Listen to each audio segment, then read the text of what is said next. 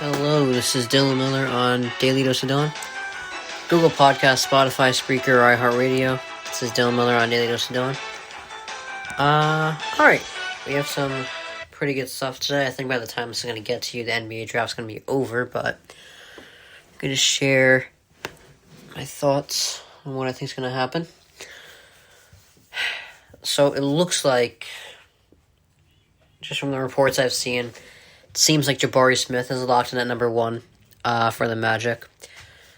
Looks like OKC will take Chet Holmgren at 2, and Houston will take Paolo Banchero at 3. And like I said, I have my... It's weird, because, I like... Holmgren seems... like he might...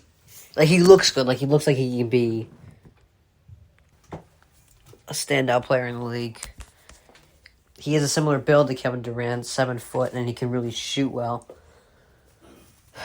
But, you know who else looks good? Marvin Bagley. Bagley did not turn out to be as good as he was supposed to be. But he looked good. He went to a big school. You know how Holmgren was Gonzaga. He went to Duke. He was productive. He was big. He just looked good. He looked like an NBA player in college. But who was drafted number 3? It was Luka, and he turned out to be much better. Holmgren went to a big school.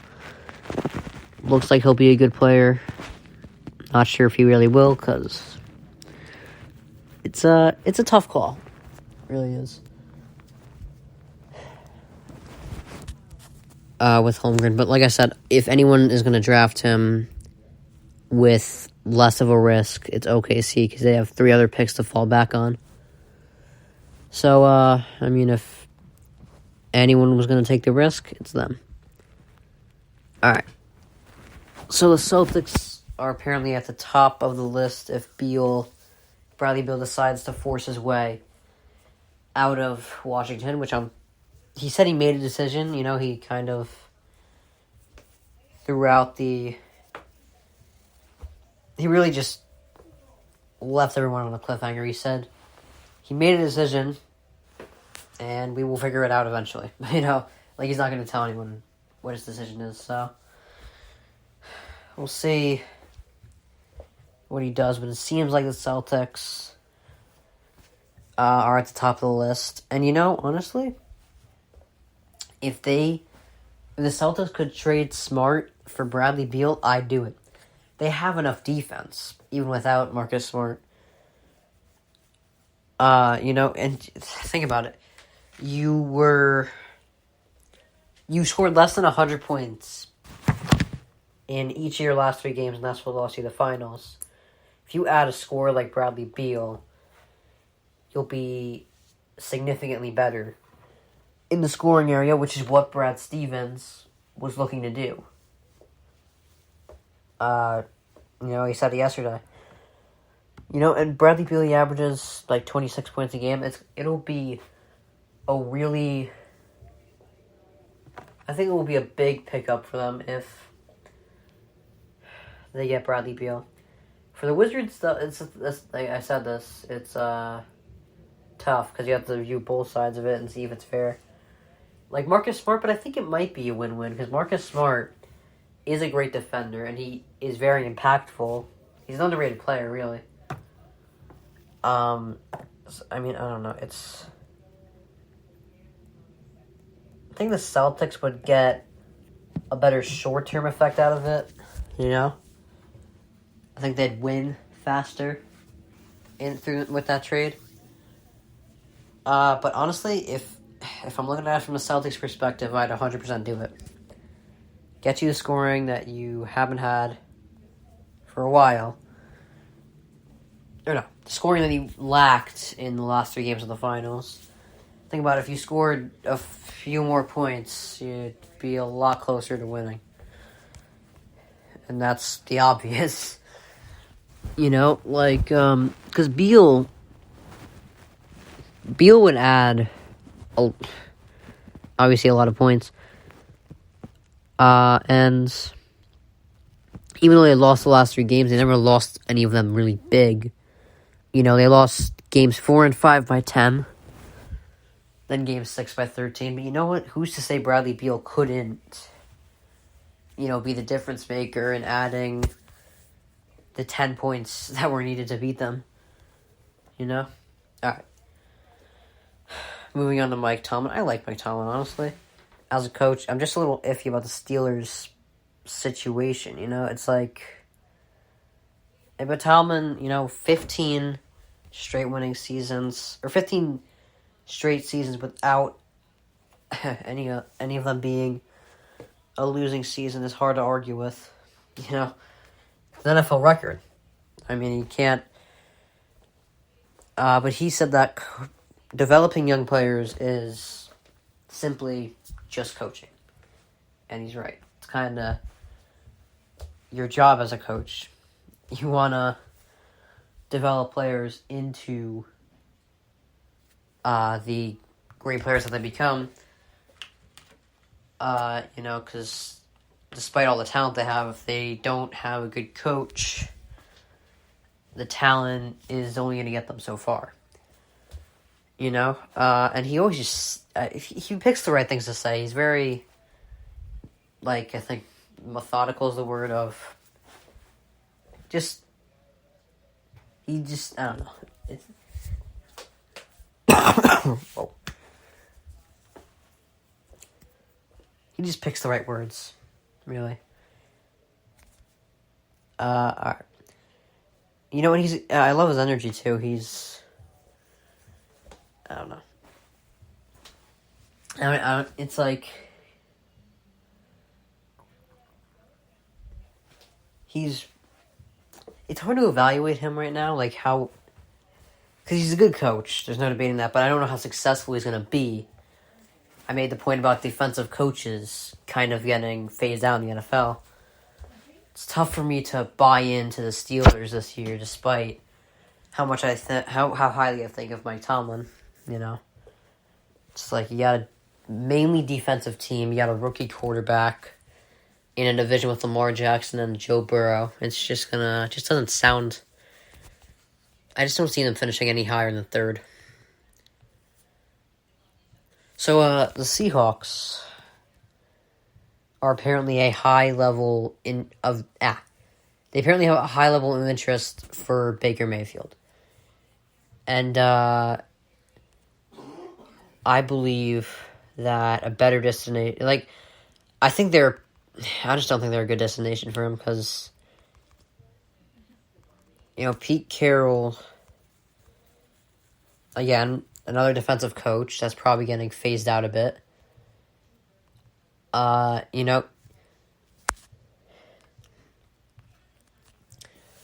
And, they could use a quarterback. And Baker's probably the best one they can get right now, the best available quarterback. He sure is better than Drew Lock and Geno Smith, that's for sure. But again, gotta look at the other side of the situation. Is this best for Baker? Okay, you get DK Metcalf. Who else? They don't really have much else other than Metcalf, And I don't think Metcalf is going to do too much because it's going to be a significant downgrade from Russell Wilson, even though Mayfield isn't bad. He ain't Russell Wilson. I think a better destination would be the Panthers. Like I said, the Panthers aren't great, but they aren't like the Texans or Lions where they're a lost cause. And I do think that they are a better team than the Seahawks right now, especially if they're fully healthy. And then there's the expectations thing, following in the footsteps of Russell Wilson, much less appealing than following in the footsteps of Sam Darnold. But I think right now, Matt Rule, I don't think he's more accomplished than Pete Carroll or that he knows more than Pete Carroll. I just think he's better suited for today's game than Pete Carroll because he's an offensive coach, which is where the NFL is starting to lean towards over defensive. And then the division, I think, is better. Because if Mayfield goes to the NFC West, he will get eaten alive. He'll go against the Niners, who, no matter what they do with their quarterback, they're going to be a threat. The defending Super Bowl champion Rams, the rising Cardinals, and he'd be going against them with the Seahawks. Like, no, you're not gonna thrive in that division. While if he goes to the Panthers, he's going against the rebuilding Falcons, Saints. They just lost Sean Payton. And I mean the Saints aren't a bad team, but it's a significantly more appealing division to a quarterback than the NFC West. And again, I set expectations. It's much more appealing to follow in Sam Darnold's footsteps and Russell Wilson's. I think the Panthers are the best destination for Mayfield if the Browns are ever going to trade him, So, oh boy.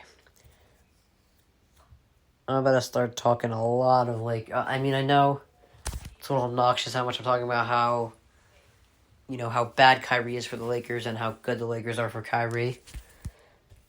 Because apparently they're the most significant threat to sign Kyrie in free agency. It could work, it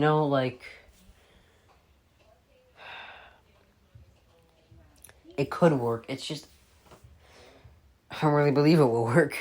I really don't. I don't have a lot of faith in Kyrie going to a team, falling back to the number. Actually, never mind, because Davis would be traded. I don't know. It's just, Kyrie is never available, and like I said, he's unreliable. He's unreliable. It's just, he's a hard guy to buy into.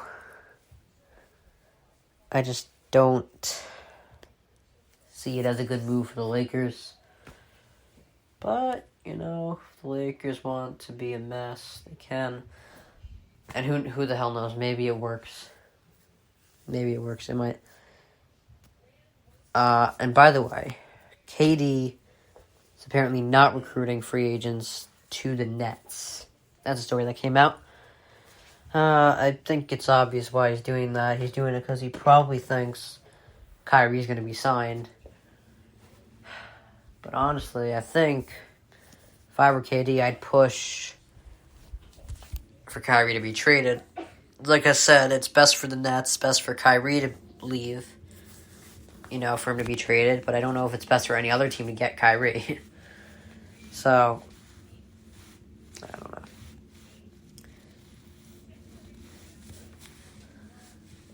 So I think it's fair to say, honestly, about this whole thing, the Nets are risking alienating Durant over. They're alienating this Durant over Kyrie situation, honestly. They're in a bad spot, the Nets, really. I mean, we all thought they'd be in a great spot when they got KD and Kyrie. And it really all comes down to KD's dumb decision to go to the Nets and not, stay with the Warriors where he was winning. As annoying as it was, he was winning. I wouldn't have blamed him if he stayed there, but he didn't. He went to play with Kyrie over Steph, which is just the dumbest thing he's ever done. So, it's just Kyrie chose to miss 70% of the games. He's just not a committed star. He's a star when he plays, but he barely does. So it's he's not a committed star. It's just, in the Nets, they just don't check off any of the championship boxes. They don't have defense. They don't have size other than KD. And when you're in the East with Adebayo, Embiid, and Giannis, you kind of have to have more size than just KD. They got shooting, but that's about it, Other than shooting, like I said, no defense, no chemistry.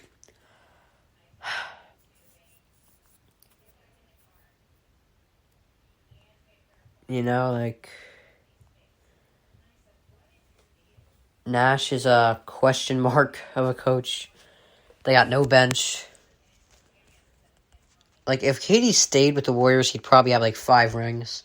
And remember, when he was winning rings, there was an argument that he was better than LeBron. Like, he was in a good spot. It's just he chose Kyrie. It was that one fatal decision that really messed him up. It's just Kyrie has only worked when he had a leader there to stabilize him. And Kevin Durant's not that leader, but think about it. Coach K at Duke, he was the leader that stabilized him. Then LeBron at Cleveland, that's when Kyrie has worked for more than 1 year. Celtics went fast. He had, what I'd like to say is he had, a good month and a half with the Celtics, and then it all went to hell. He had they started off 16-2, it was all going well. They were on a 16-game win streak. And they made the playoffs that year, but Kyrie was injured. And they actually made it to the Eastern Conference Finals without Kyrie. And the year after that, they lost in the first round. It was...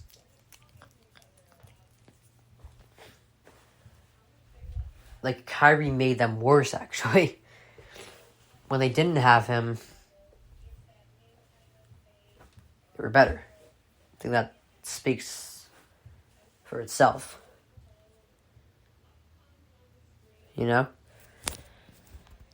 Nets are they're just a mess, man. They're just a mess. All right. So the Cardinals GM, Steve Keim, is apparently taking his time working through Kyler Murray's extension. I think they should pay him sooner rather than later, because he is, I think, the franchise quarterback. I think they should extend him, and they don't have to extend him for a long time. It doesn't have to be 5 to 10 years. It just sign him to a 4-year contract or something. Because it's when you have a guy like Kyler Murray who looks like he can be your franchise quarterback, you continue to extend him as much as you can, because it's going to be tough to find a new one, especially one like Kyler Murray. And I think Kyler Murray he's good right now, but I think he's going to be great soon, When you give a lot of money to good players, it's... when you give a 4-year contract to a good quarterback, it's where I have a problem, because they're good, but I don't know if they're the guy that's going to be, the franchise guy. Prescott and Cousins, they're good, but I wouldn't pay them what they're being paid right now. But if you're in a win-now situation, you pay your quarterback if they're the franchise. Alright, finally I gotta go off on people. This is a shorter podcast, by the way, but it's my last segment. I gotta go off on a few people that are... So apparently, we're back to this nonsense, And like I said, I was wrong about Mac Jones. He's better than I thought. But that does not mean that he should be compared to Tom Brady, because apparently Jones is reminding some Patriots players and staff of Tom Brady. Cannot compare people to once-in-a-generation talents like Brady, Jordan, LeBron, even Kevin Durant. You can't compare people to those kind of guys because they're once-in-a-generation talents. They are, especially when you're comparing someone who hasn't even played an NFL or NBA game, and you're already comparing them to someone that great. That's just... I just don't think that's... I don't know. You can't compare Mac Jones to Brady. I know it's he's not very mobile, but he has a good arm, great accuracy, Yeah, I get it. Doesn't mean he's Tom Brady. Because Tom Brady is incomparable. Anyway, that's all I had to say. This is a shorter podcast today, but didn't mind that. This is Dylan Miller on Daily Dose of Dylan, Google Podcasts, Spotify, Spreaker, iHeartRadio. This is Dylan Miller on Daily Dose of Dylan, and I'll see you tomorrow.